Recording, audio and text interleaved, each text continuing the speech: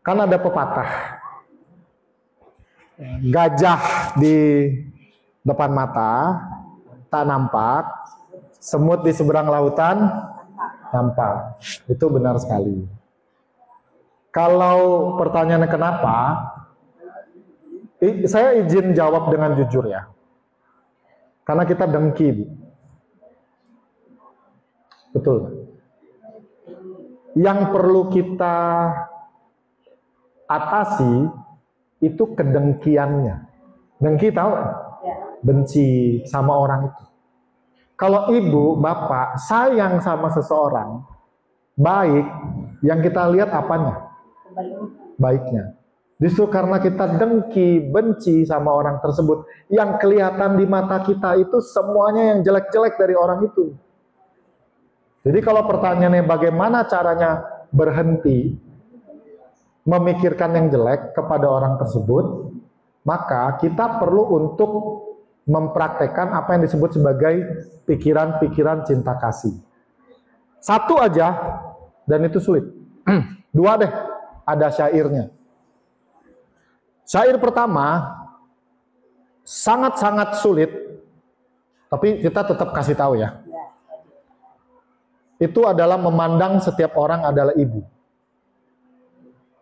Itu nanti kalau tidak salah di salah satu buku yang dibagikan nanti ada. Namanya Latihan Membangkitkan Bodhisita.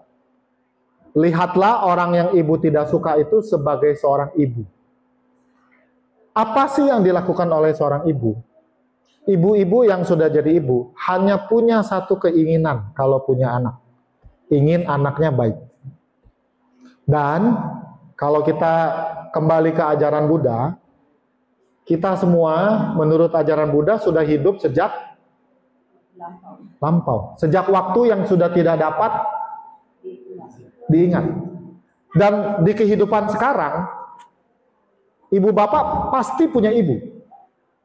Pasti. Ingat saja kebaikan ibu kita ke kita. Jadi ketika nanti akan muncul pikiran dengki, kesel, marah, benci sama orang tersebut, coba mikir, bisa nggak ya aku benci sama ibuku yang telah berbuat begitu baik kepada? Loh, kenapa berbuat baik? Gini, sekarang kita nih sudah besar, anak-anak sudah bisa jalan, sudah bisa tidur di pangkuan ibunya, sudah bisa main. Tapi waktu masih bayi, bisa nggak kita hidup kalau nggak ada ibu? Nggak bisa, Bu. Jadi kalau pertanyaan ibu, kenapa yang muncul di benak kita, kenapa kita tidak bisa melihat hal yang baik dari orang tersebut? Karena kebencian kita begitu tebal. Kebencian inilah yang menutupi mata fisik, mata batin, sehingga yang kita lihat dari orang tersebut hanya yang jelek-jeleknya aja. Itu satu. Kedua, orang yang perlu dikasihani, orang yang membenci atau yang dibenci. Contoh gini ya, kalau ibu bapak ngobrol sama temen, sama tetangga, ada nggak sih tetangga yang suka ngomongin tetangganya? Banyak. Terus ngomongnya bagus-bagus apa yang enggak? Buruk kan? Nah, kalau tetangga Anda, tetangga ibu bapak ngomongin yang buruk tentang orang lain, suatu hari dia ngomongin yang buruk tentang kita nggak? Pasti dong. Hari ini ngomongin si Bobby, besok ngomongin si Cindy, besok giliran ngomongin ini. Jadi, yang perlu ibu bapak ketahui, memang gosipin orang yang jelek-jelek itu enak kok. Apalagi kalau temennya juga ngomongin juga, oh ya bener, wah makin seru. Tapi tanpa sadar, itu kemudian akan membuat orang tidak percaya sama kita. Maunya cari sekutu, cari teman, malah orang makin hati-hati.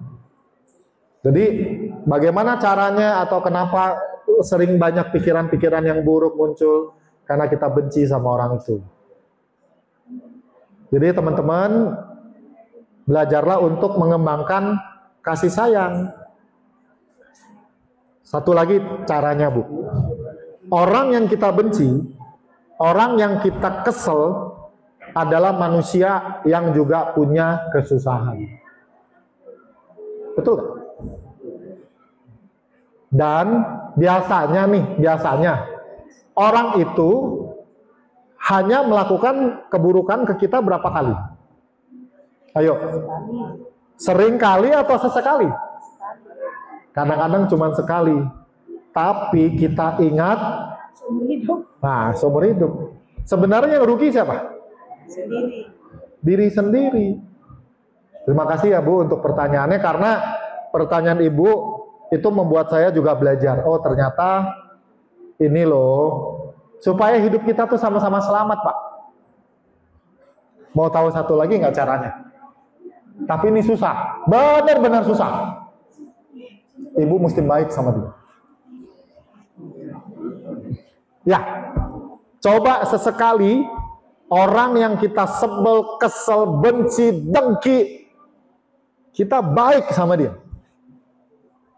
Coba. Kalau itu sudah berhasil Ibu Bapak lakukan, selamat. Bisa jadi teman baik nanti. Betul? Wah keren. Terima kasih Bu untuk pertanyaannya, luar biasa. Yes.